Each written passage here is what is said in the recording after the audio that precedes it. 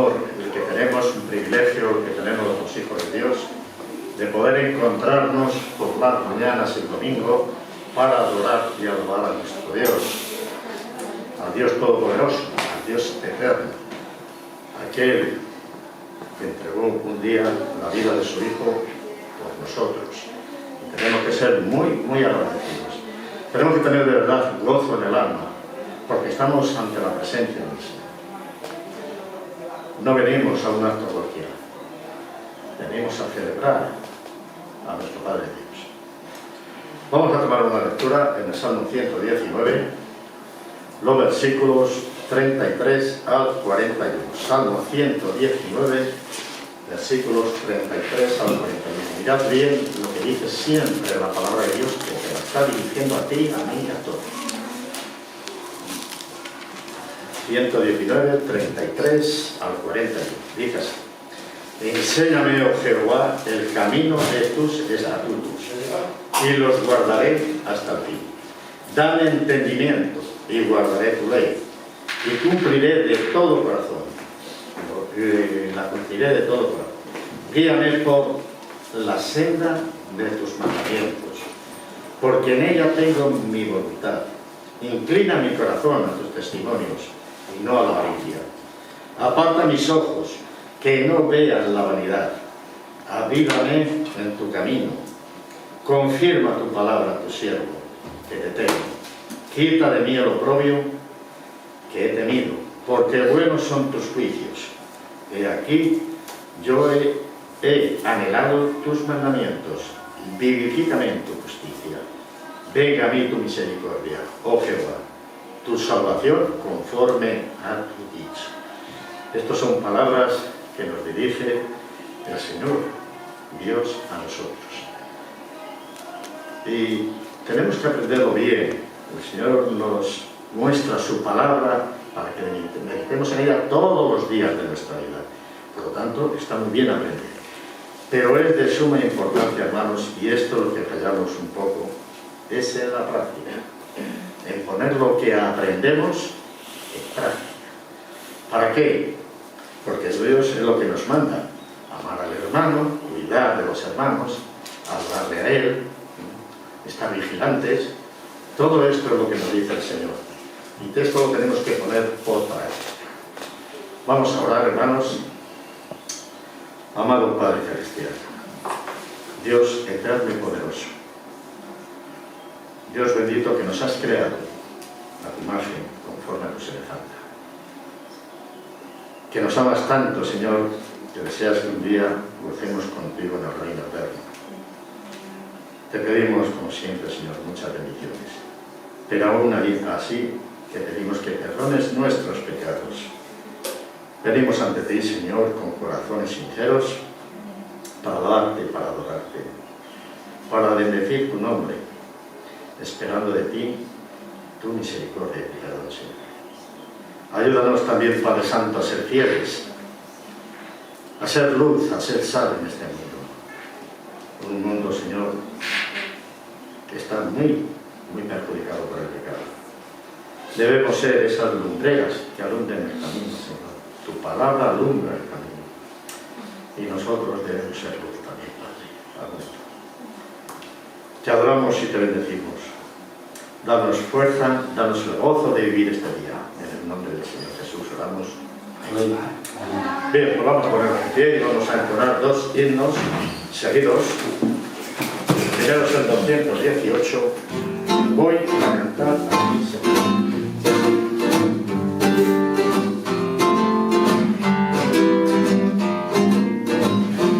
Voy a cantar.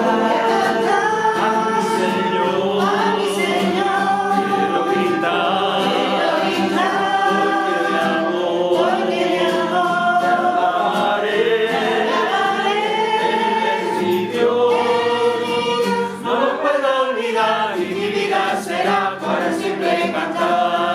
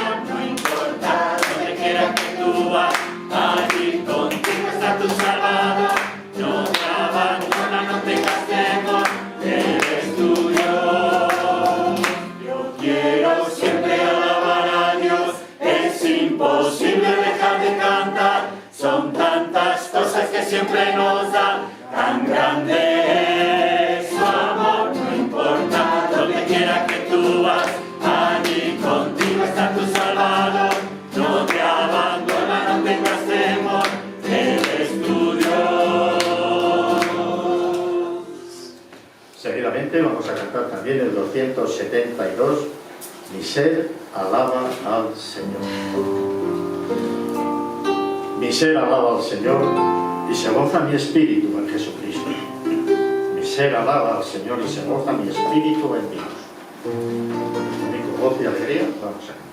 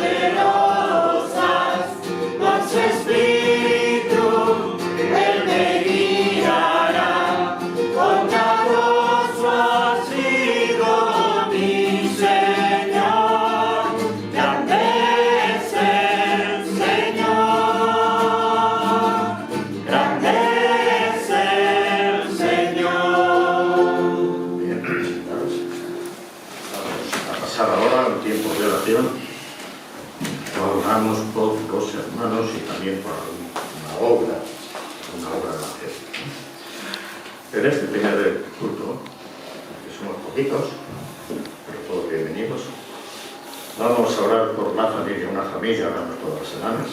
En este caso vamos a orar por Miriam y familia.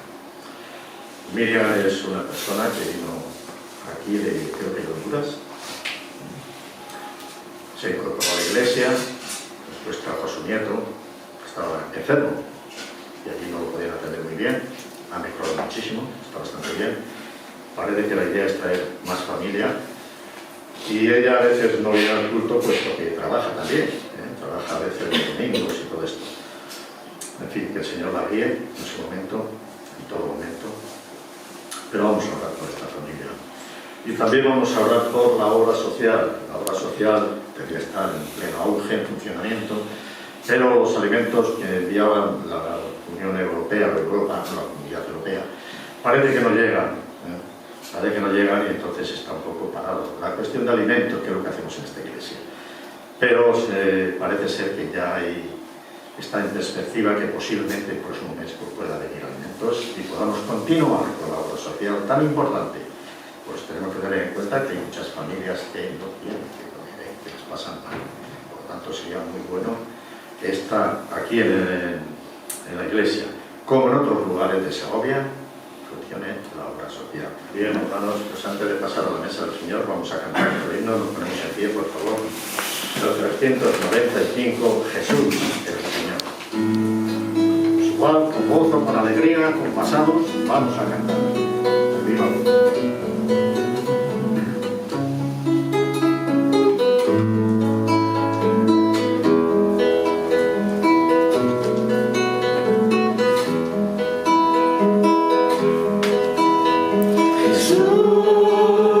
Señor de la creación,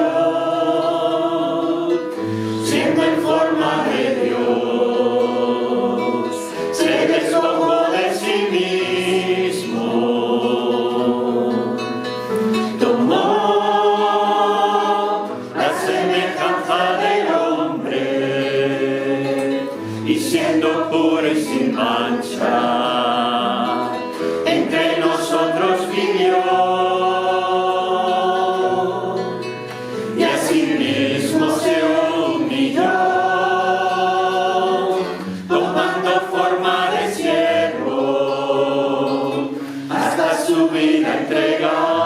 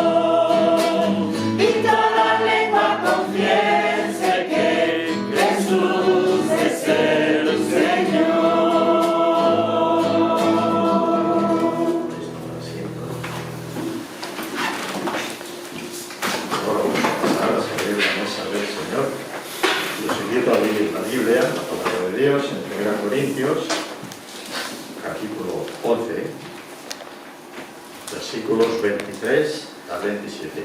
Primera Corintios 11, versículo 23 al 27.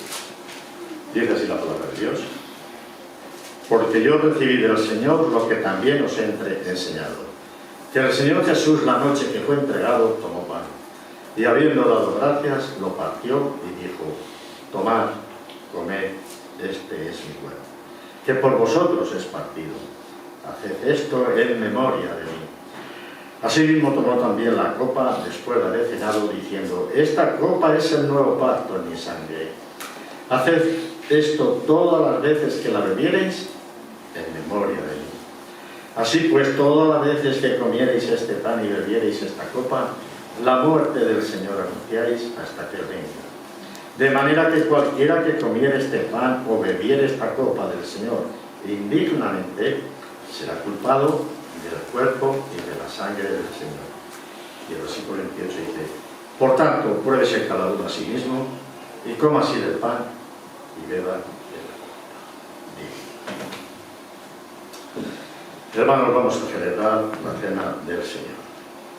La cena del Señor no se trataba de una comida o una fiesta, como la hacemos en nuestros hogares, con amigos, o fuera, en el exterior. No era eso. Sino era una solemne ordenanza del Señor. Una solemne ordenanza del Señor. Pablo recibió este conocimiento directamente del Señor. Mira lo que dice, porque yo recibí del Señor. Lo que nos está enseñando Pablo lo recibió por revelación del Señor.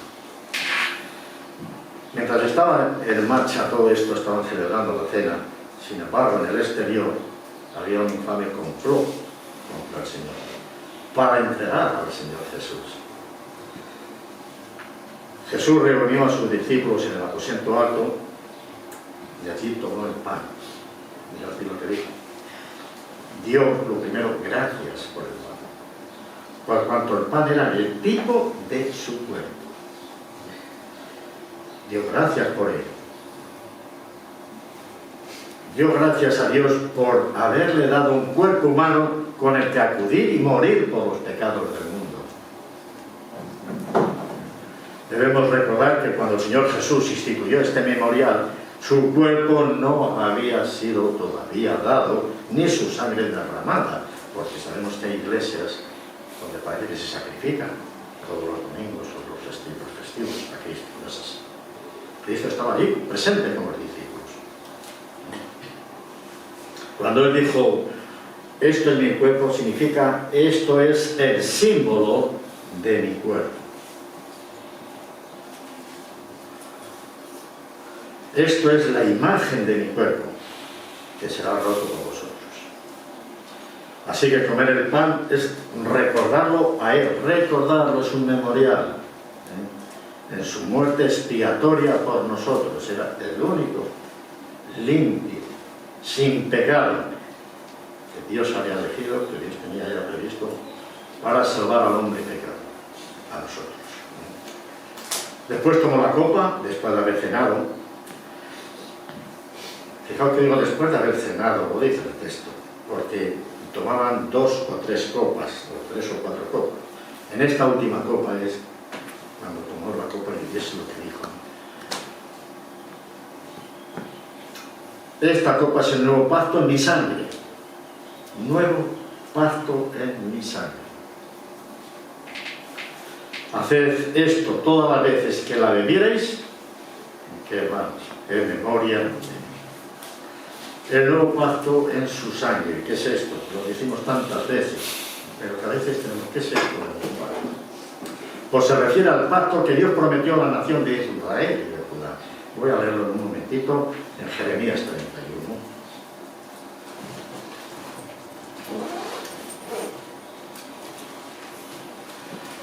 Vamos a leer 3 versículos en Jeremías 31 para que veáis ya lo que es el pacto que el Señor hizo con su pueblo. 31 al 34. He aquí que vienen días, dice Jehová, en los cuales haré nuevo pacto con la casa de Israel y con la casa de Judá. No como el pacto que hice con sus padres el día que tomé su mano para sacarlos de la tierra de Egipto, porque ellos invalidaron mi pacto, aunque fui yo un marido para ellos, dice Jehová. El 33. Pero este es el pacto que haré con la casa de Israel después de aquellos días, dice Jehová. Daré mi ley en su mente y la escribiré en su corazón. Y yo seré a ellos por Dios, y ellos serán mi pueblo. Mirad bien, yo seré para ellos su Dios, y ellos son mi pueblo. Esto es lo que recordamos, es lo que nos dijo el Señor y es lo que le celebramos. El nuevo pacto ratificado con la sangre de Cristo. La cena del Señor es un sencillo servicio memorial dejado a todo el pueblo de Dios. Los cristianos se reúnen sencillamente como creyentes para proclamar así la muerte del Señor hasta que venga. Hasta ahí, hermanos. Y en el versículo 27, perdóname que busque otra vez, 1 Corintios 11, y vamos a leer el versículo 20. De manera que cualquiera que comiera este pan o bebiera esta copa del Señor indignamente será culpado del cuerpo y de la sangre del Señor. Hay que probarse, como dice el versículo 28, pruébese cada uno a sí mismo y coma así del pan y beba de la copa. El apóstol no está refiriéndose a nuestra indignidad. Somos pecadores, somos indignos. está claro. Pero Dios nos ha dicho dignos. Dios nos ha limpiado de una vez para siempre. Por lo tanto, no se está refiriendo a nosotros. Hemos sido purificados con la sangre de Cristo. Podemos acercarnos a Dios en toda dignidad de su amado Hijo. Sin embargo, ¿por qué se menciona esto? Porque es la conducta de los corintios, hermanos. Los corintios eran verdaderamente muchas cosas un auténtico desastre. También en esta cena que se reunían, es que lo que hacían, como se emborrachaban, otros se lo comían antes, otros lo pegaban, en fin. Y es ahí donde sale Pablo. En todos los corintios Pablo sale al encuentro de muchas cosas que están haciendo mal. Así que era la conducta de los corintios para celebrar la cena del Señor. Usaban una conducta descuidada, una conducta irreverente. Actuar así es hacerse culpable del cuerpo y de la sangre del Señor. De esta manera. No cabe duda que si realmente venimos al culto, venimos a la iglesia y tenemos alguna falta de pecado, lo mejor es confesarlo ahora, pero por favor participe. Padre, te damos muchas gracias por tu palabra. Queremos ser fieles, Señor, ante ti, no parecernos a aquellas personas en lo que hacían. No, Padre, tenemos que tener en cuenta y orar que Cristo pagó con su sangre. Por mí, por ti y por todos. Por todos aquellos que dicen sí a Cristo, que han recibido a Cristo en su corazón. Por esto moriste, Señor. Te damos muchas gracias. Y gracias porque semanalmente podemos recordar esta cena, Señor.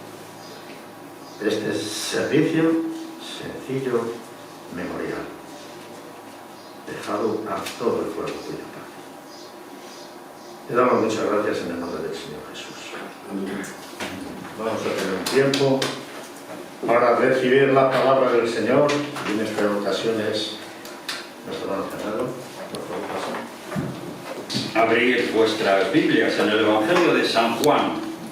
Vamos a estar meditando en el Evangelio de San Juan, capítulo 18. Y me voy a quitar esto para salir más guapo en la tele. Bueno, vamos poco a poco. Evangelio de San Juan, capítulo 18, los versículos... vamos a leer el 18, aunque tengo puesto desde el 19, para ver un poco el contexto, porque casi siempre estamos hablando de Pedro y del gallo, ¿no? Pero vamos a ver ahí un poquito entre medias de todo eso. Así que San Juan 18 dice: y estaban en pie los siervos y los alguaciles que habían encendido un fuego, porque hacía frío y se calentaba, y también con ellos estaba Pedro en pie, calentándose. Y el sumo sacerdote preguntó a Jesús acerca de sus discípulos y de su doctrina. Versículo 20, Jesús le respondió: yo públicamente he hablado al mundo, siempre he enseñado en la sinagoga y en el templo, donde se reúnen todos los judíos, y nada he hablado en oculto. ¿Por qué me preguntas a mí? Pregunta a los que han oído que les haya yo hablado. He aquí, ellos saben lo que yo he dicho. Estamos en una situación un tanto especial, ya que Jesús ha sido arrestado, ha sido llevado ante, nos dice en el versículo 13 del mismo capítulo, dice, y le llevaron primeramente a Anás, porque era suegro de Caifás, que era el sumo sacerdote aquel año. Por lo tanto, aquí le vemos ante Anás, y el versículo 24 también nos dice que Anás entonces le envió atado a Caifás, el sumo sacerdote, ¿no? En aquel tiempo, pues el sumo sacerdote, como sabéis, era el máximo responsable, ¿no?, de ofrecer sacrificios. Era el que entraba en el lugar santísimo, y siempre había toda una trayectoria de aquellos que son de la tribu de Leví, eran los que tenían que ser sacerdotes, Y con el Imperio Romano, ¿qué pasaba? Pues que los propios romanos destituían a algún sumo sacerdote y ponían a otro, porque había intereses políticos, ¿no? Pero Anás nos dice la historia más adelante y en diferentes libros, y lo que tenemos, por ejemplo, de Josefo, que nos da mucha historia, ¿no? Nos dice que este hombre pues era bastante avaricioso y lo que quería era riquezas y poder. Tenía 4 hijos y los 4 hijos fueron ahí manteniéndose, y todo dentro de la familia. Aquí nos dice que era el suegro, ¿no?, del sumo sacerdote, pero como él había sido también sumo sacerdote, pues hay muchas veces confusión, porque aparecen 2 sumos sacerdotes y dicen, oye, no puede ser, solo puede ser uno. Y según Levítico, pues el sumo sacerdote era vitalicio, era, si tú eres sumo sacerdote hasta que te mueras, ¿no? Esa era la trayectoria, pero claro, ya sabéis que luego la historia va cambiando y los que mandan, mandan. Y si estaba el pueblo romano allí y te decía tú fuera, pues fuera, aunque luego no se lo reconocieran directamente el pueblo judío. Pero encontramos esta situación un poquito anómala de llevarle primero ante Anás, luego ya va a Caifás, y vemos aquí un poquito como interrogatorio, ¿no? Porque en el Evangelio de Juan vamos a estar viendo algunos versículos, porque todos los principales sacerdotes, todos los que estaban allí dentro del pueblo judío, tenían miedo de este Jesús de Nazaret. En el capítulo 11, el versículo 48, nos dice, bueno, el 47, 11:47 dice, entonces los principales sacerdotes y los fariseos reunieron el concilio y dijeron, ¿qué haremos? Porque este hombre hace muchas señales. Y el versículo 48, si le dejamos así, todos creerán en él, y vendrán los romanos y destruirán nuestro lugar santo y nuestra nación. Tenían miedo, porque Jesús hacía cosas que la gente entendía que era obra de Dios y le seguían. Por eso los fariseos estaban preocupados viendo cómo prosperaba para ellos esta secta, ¿no? En el capítulo 12, el versículo 19, dice, pero los fariseos dijeron entre sí, ya veis que no conseguís nada, mirad, el mundo se va tras él. O sea, ellos mismos son capaces de entender que es que todos siguen a Jesús, ¿no? También echan en cara en el capítulo 7, estamos todo el tiempo en el Evangelio de San Juan, en el capítulo 7, el versículo 52, cuando le dicen, respondieron y le dijeron, ¿eres tú también Galileo? Escudriña y ve que de Galilea nunca se ha levantado profeta. O sea, es que es todo contrario, ¿no? Están buscando cómo contradecir al Señor Jesús, pero ellos mismos se delatan. Por eso, en el capítulo 7, el versículo 15, en el 14 dice, mas a la mitad de la fiesta subió Jesús al templo y enseñaba. Y se maravillaban los judíos diciendo, ¿cómo sabe este letras sin haber estudiado? Claro, encuentran a un Jesús que tiene un conocimiento especial y que no es como Pablo, que dice, yo vengo de un profesor muy bueno como es Gamaliel. Pero del Señor Jesús, ¿cómo pueden saber estas letras? ¿Cómo sabe si no ha ido a estudiar con un rabino, con alguien que le enseñe correctamente las cosas? Pero él lo sabe. Claro, todo esto los fariseos y los entendidos de su tiempo veían como señales, ¿no? Y les preocupaba. Y es considerado en el capítulo 10 de Juan, el versículo 24, dice que le rodearon los judíos y le dijeron: ¿hasta cuándo nos turbarás el alma? Si eres el Cristo, dínoslo abiertamente. O sea,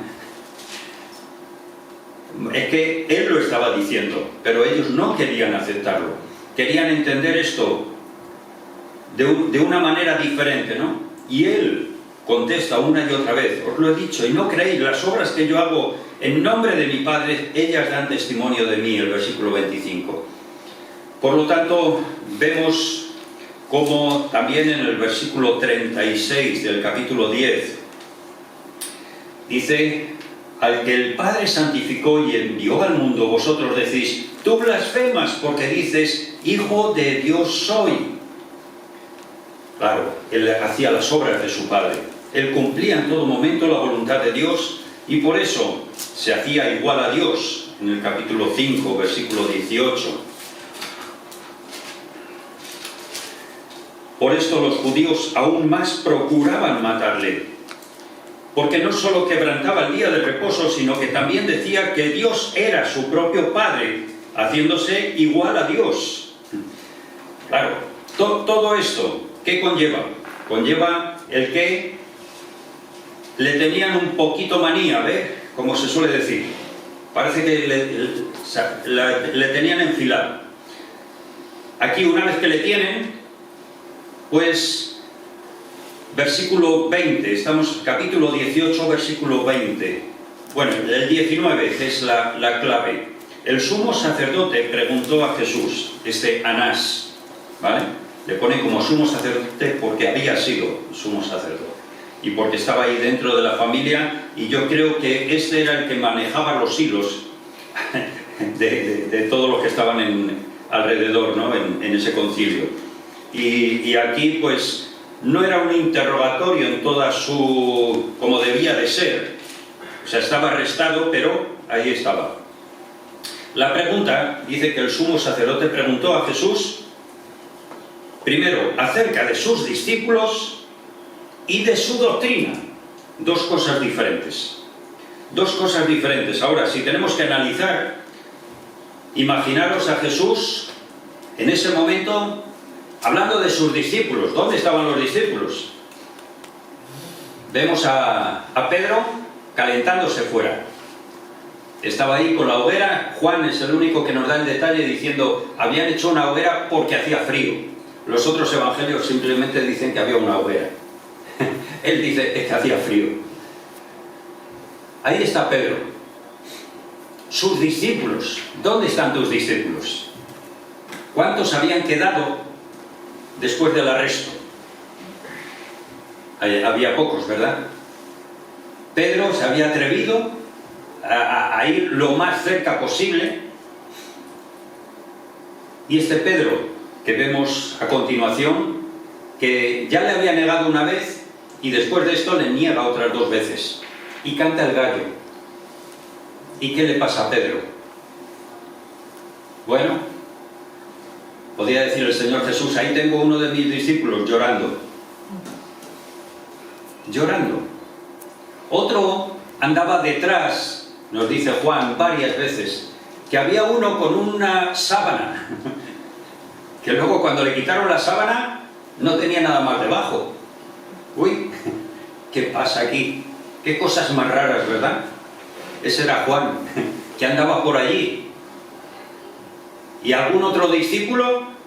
Bueno, a lo mejor había alguno por ahí también que estaba todo el rato con las monedas. ¿Recordáis quién le entregó? Judas. Uno de sus discípulos, Judas. Tenía las monedas y estaba buscando para comprarse un campo.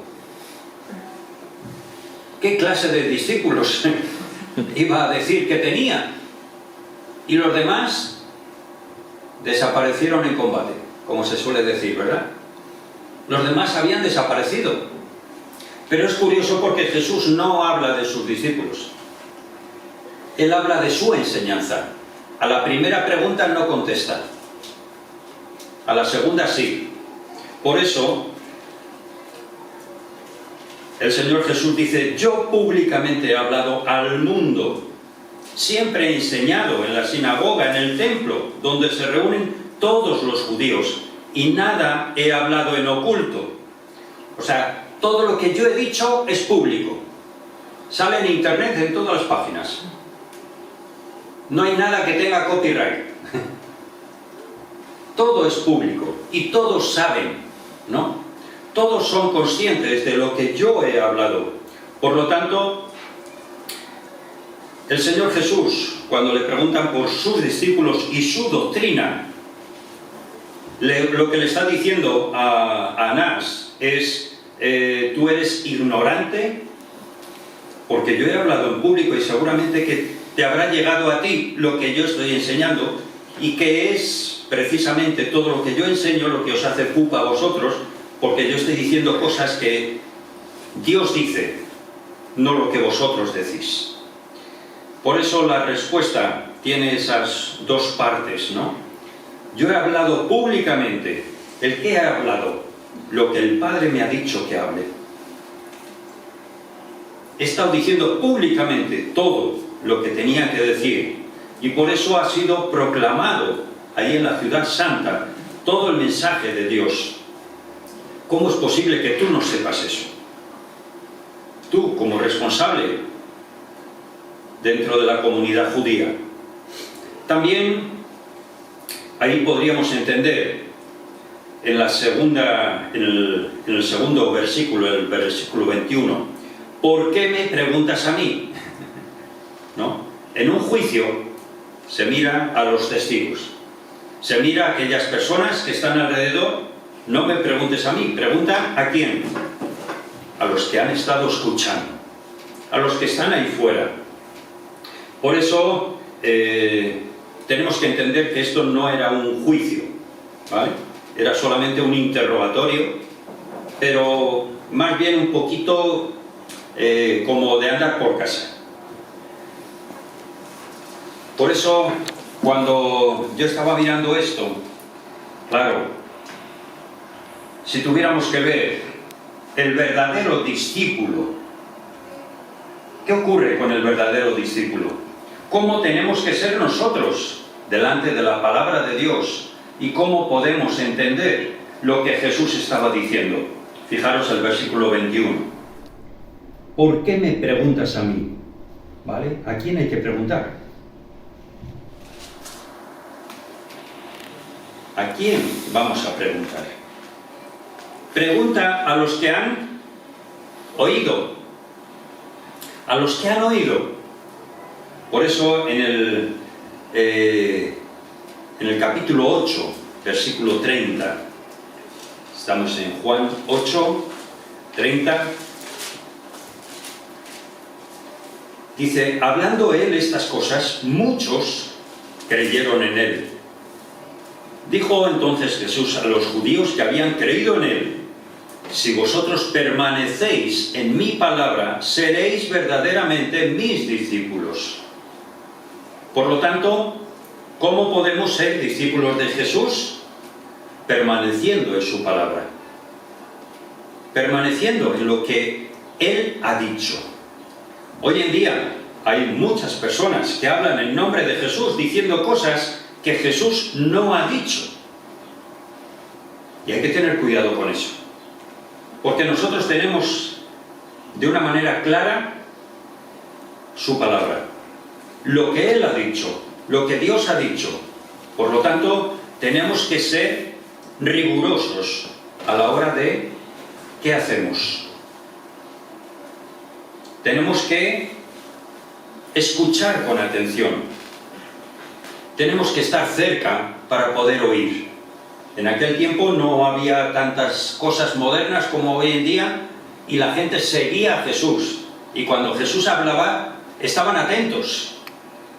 Y no todo lo entendían, porque no se entendía todo y tenían que muchas veces preguntarle a Jesús y: oye, explícanos esto, es que no lo entendemos.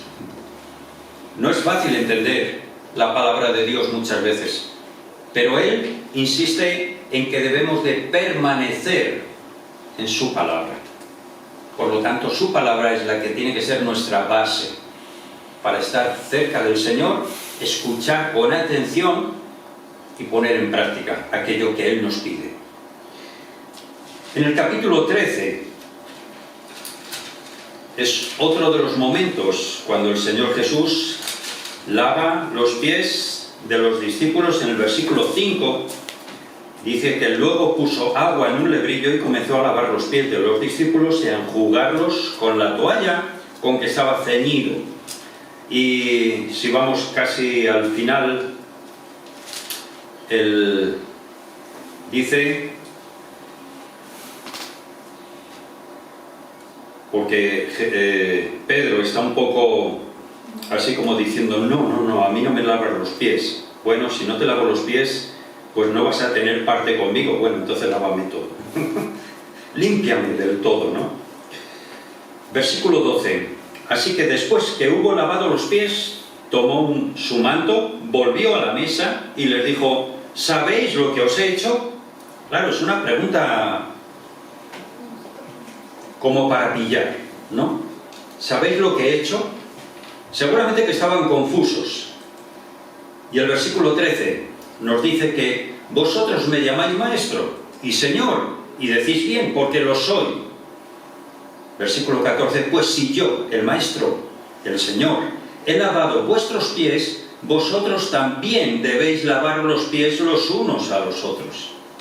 Claro, aquí nos está hablando de ser ejemplo a otros.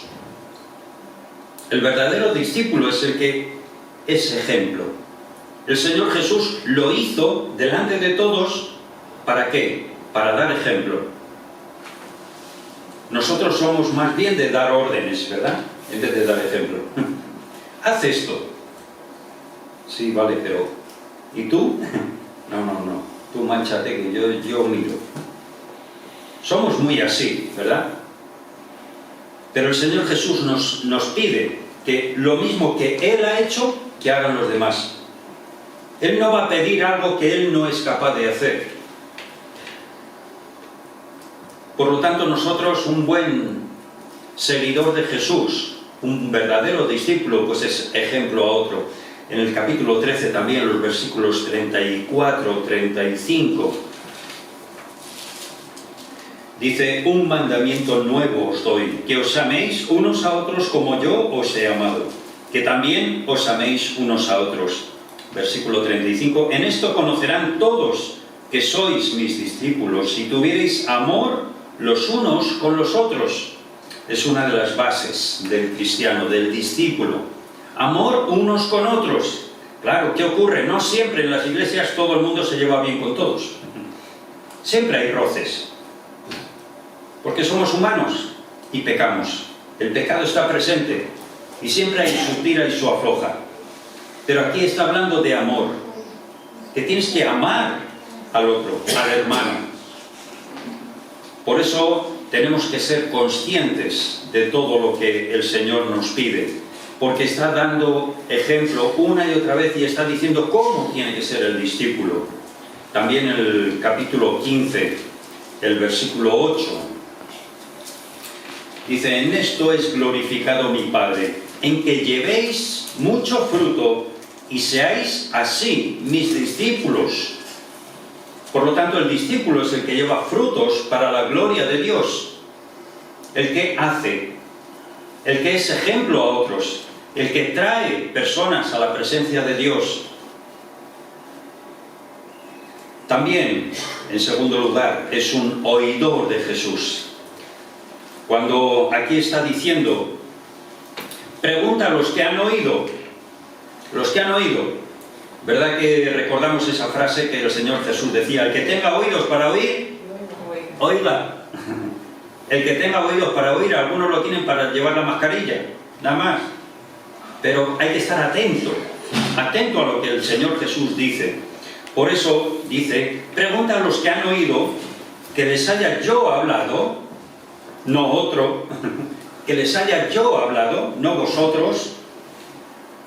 Y eso es importante, porque es Dios quien habla, es Cristo quien habla.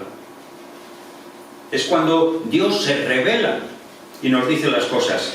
Dice la última parte del versículo 21, he aquí, fijaros, ellos saben lo que yo he dicho.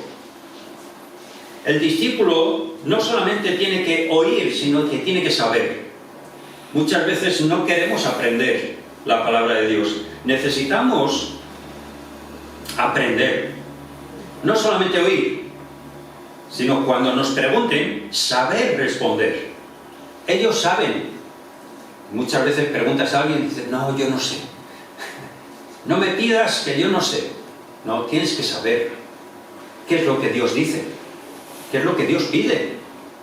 Porque un discípulo que no sabe lo que quiere su Señor, ¿qué clase de discípulo es? Es complicado, ¿verdad?